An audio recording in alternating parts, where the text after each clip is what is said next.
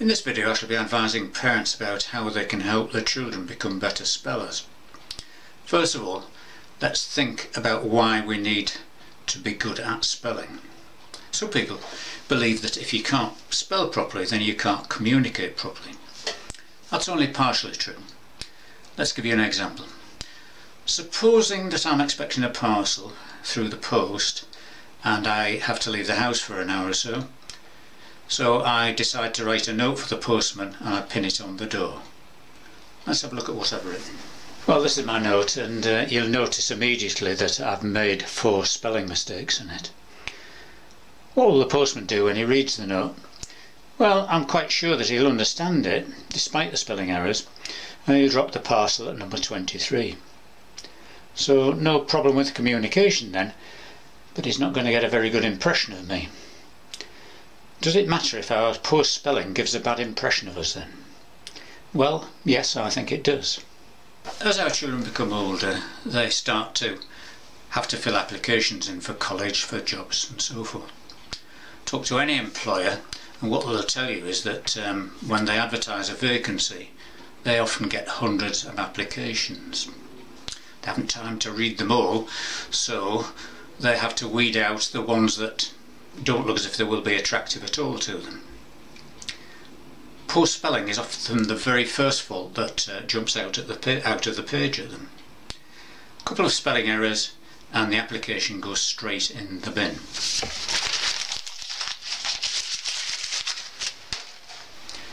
But even while your kids are at school, they're still beginning to run into problems if they have poor spelling.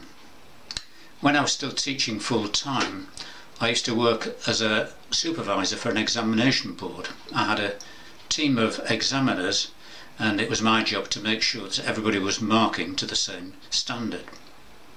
One of the things that I used to notice was that some examiners were penalising students too heavily for poor spelling.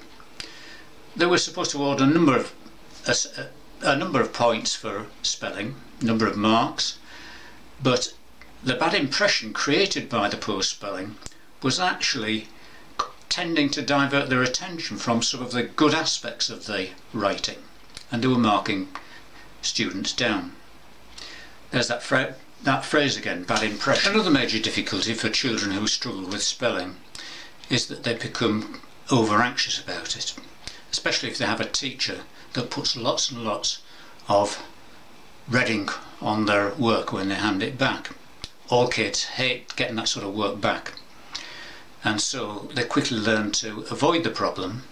What they do is they start to stick with words that they know that they can spell, safe words, and their writing doesn't develop because of this. They're not stretching themselves at all.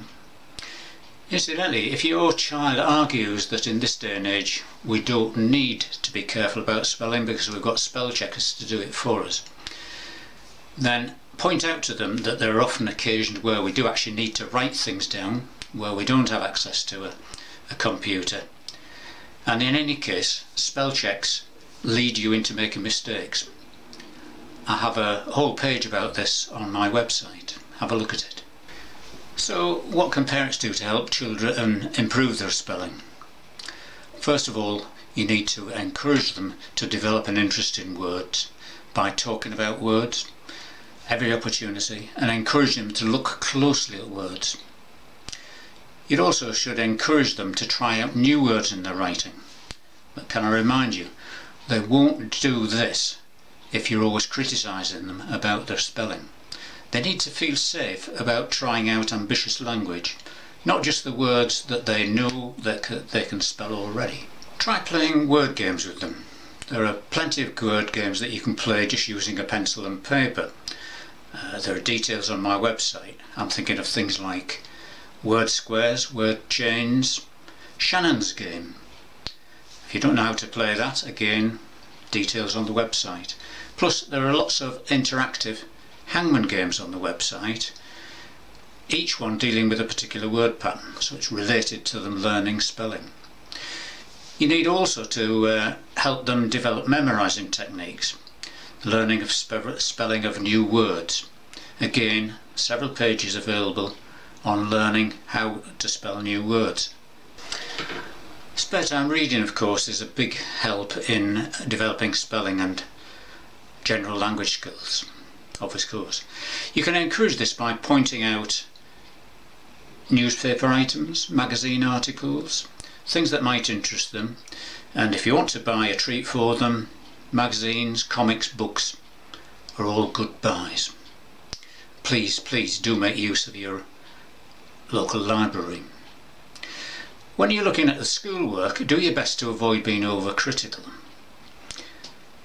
Try to reflect what I would call good mistakes, ones that use a letter pattern that makes the right sound, even though maybe the pattern isn't correct for that particular word. So, for example, the word purpose. This is a mistake, but it makes the right sort of sound. The ending's like focus, so you could read that as purpose. This one has all the correct letters in it, but doesn't make the right sound at the beginning. It looks more like propose, and that's less good a guess than this one. That's all I've got to say for the moment. I hope you noticed the number of times that I've used the word encourage. This is a key word in teaching spelling, and in fact in being a parent generally, isn't it? There's lots more advice, worksheets, puzzles and games on the website, Spelling It Right. It's absolutely free. I hope you'll visit it. There's over 150 pages and I'm sure you'll find it useful. Here are the details coming up.